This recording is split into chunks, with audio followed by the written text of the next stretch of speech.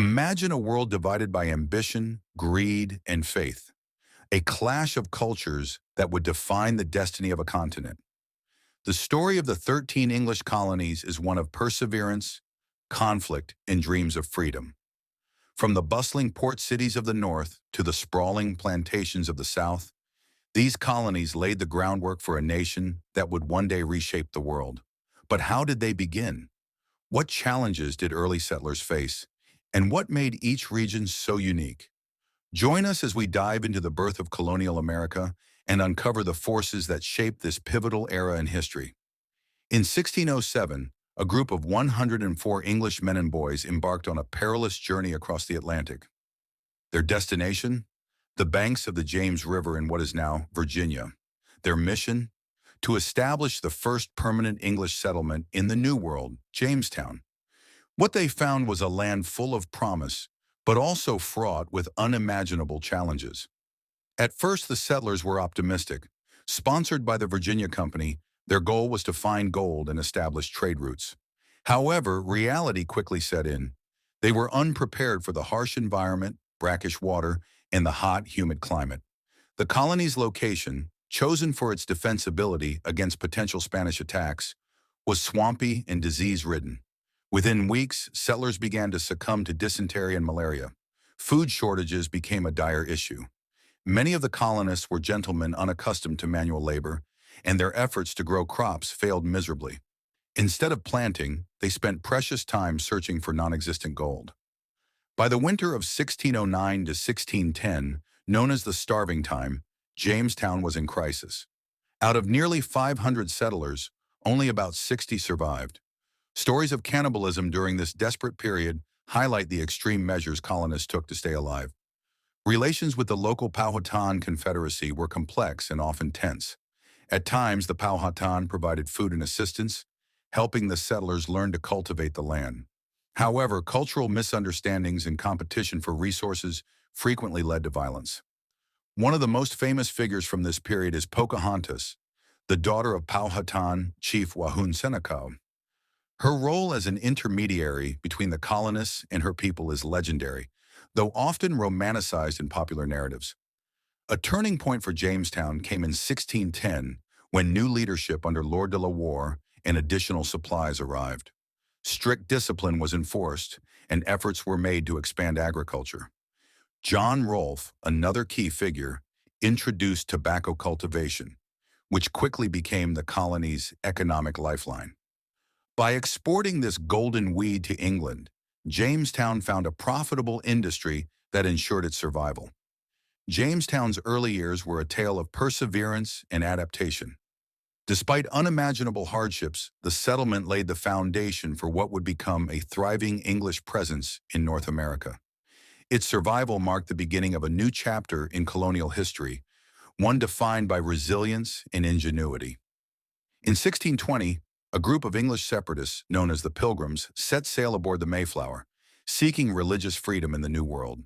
Their destination was Virginia, but storms and navigational errors led them to land far north, at a place they named Plymouth in what is now Massachusetts.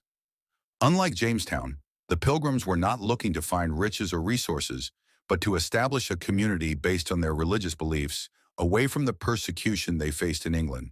However, life in Plymouth was just as difficult, if not more so, than in Jamestown. The first winter was especially harsh.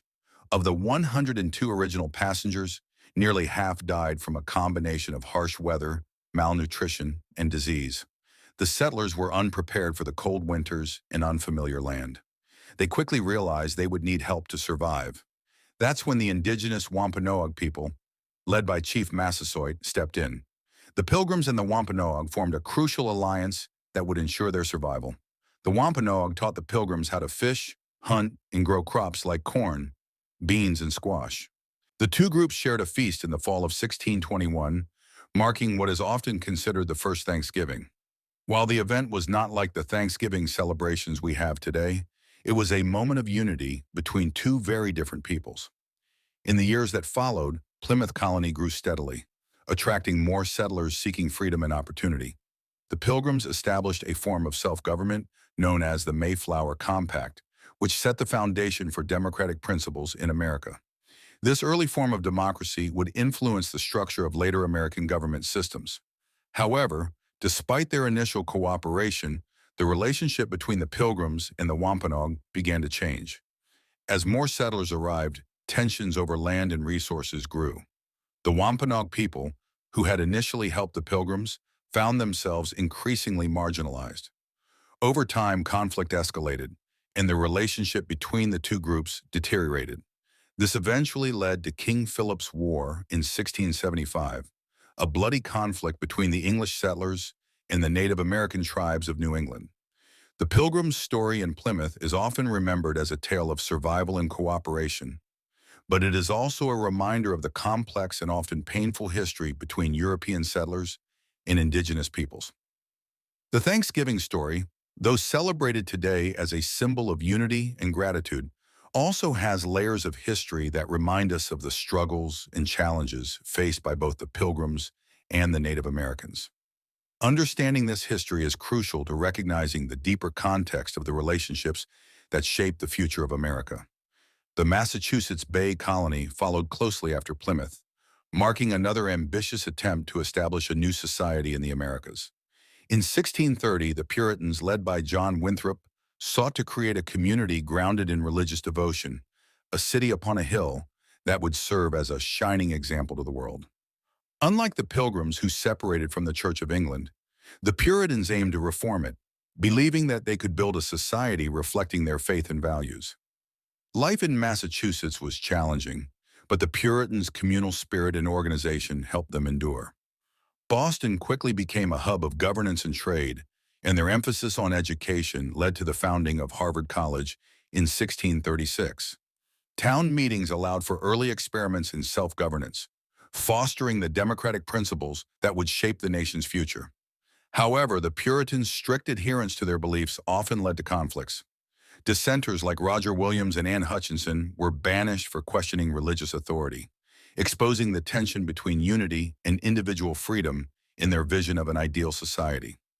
Despite these challenges, their influence on American culture, through values like hard work, education, and governance, remains profound.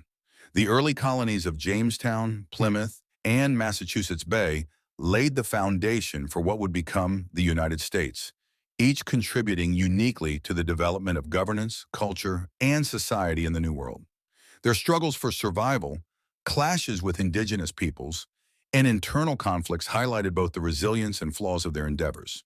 These settlements were not isolated experiments, but part of a broader context of European colonization, driven by economic ambition, religious motives, and the pursuit of power.